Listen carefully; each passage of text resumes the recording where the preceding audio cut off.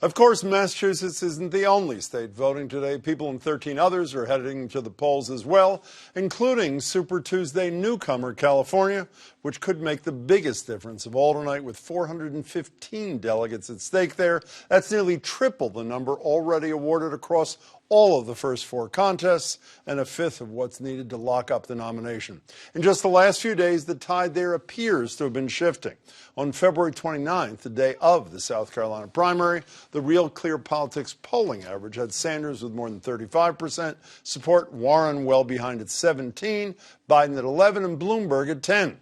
But after Biden's crushing South Carolina win and Buttigieg and Klobuchar's embrace, Biden surged 12 points with an average 23% support today.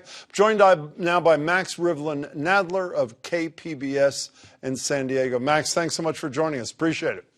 Good to be here. So for those of us who obsess on Real Clear Politics, checking it every couple of minutes, it appeared that it was possible last week that Bernie Sanders might get every single delegate because it was possible nobody else would cross that 15% threshold.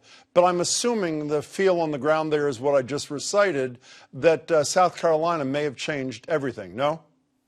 Yeah, so one thing about California is that voting has been going on now for around a month. We started on February 3rd. So ballots have been in for some time. That includes ballots for people who've since dropped out of the race, like Amy Klobuchar or Pete Buttigieg. You can't vote twice. So those votes are locked in.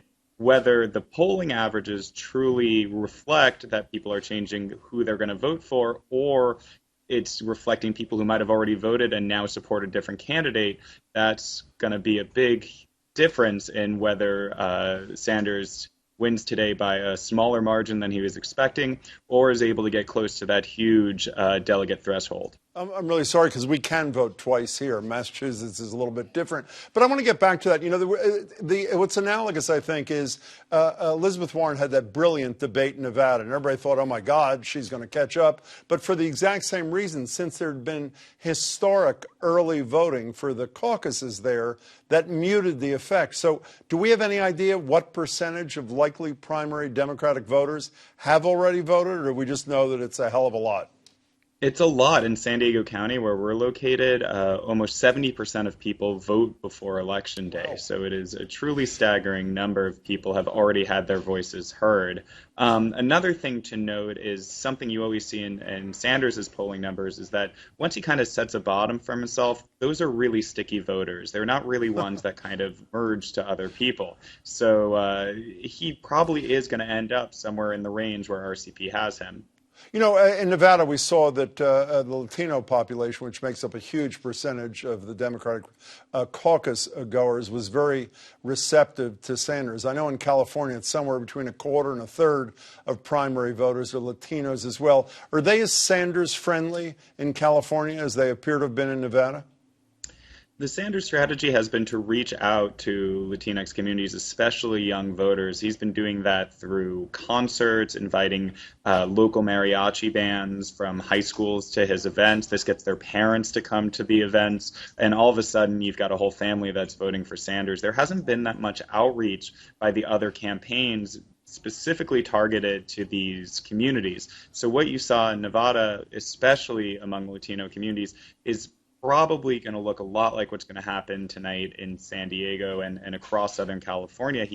Last week, Sanders held a event in Santa Ana, which is an Orange County stronghold. You usually associate that with Republicans, but because of the rising amount of Latinos in that community, he's really targeting them to be the difference makers in this election.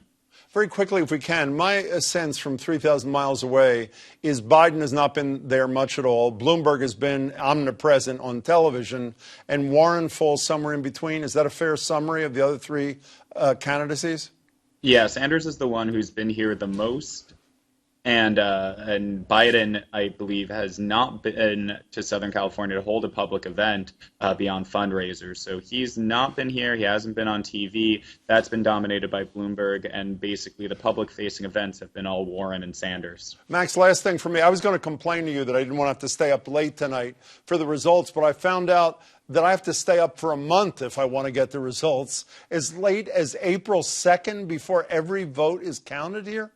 Yeah, so we remember in 2018 what looked like kind of a smaller blue wave of Democrats winning across the country became a much larger one when all of California's votes were counted. And that's because we have same-day registration. We let Yeah. people vote provisionally. We let people mail their ballots in. So it's going to take a month at the very least to figure out exactly how these delegates will be distributed.